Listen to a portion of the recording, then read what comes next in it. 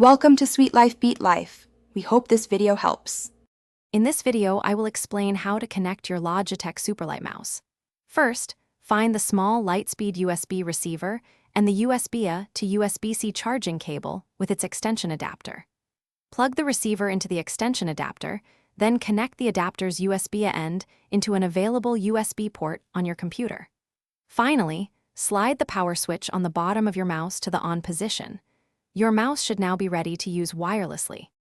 For the best wireless performance, it is highly recommended to use the extension adapter. This allows you to place the Lightspeed receiver closer to your mouse, ideally within 20 centimeters.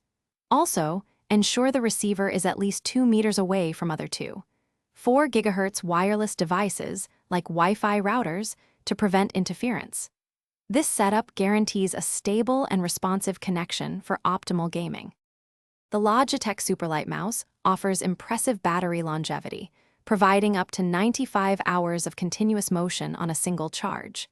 When it's time to recharge, simply connect the included USB-C cable to the mouse and your computer.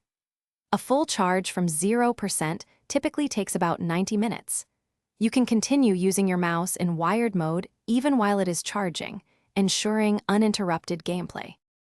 To unlock the full potential of your Superlight mouse, download and install the Logitech G HUB software. This powerful tool allows you to personalize various settings, such as adjusting your mouse's DPI sensitivity from 100 to 25,600.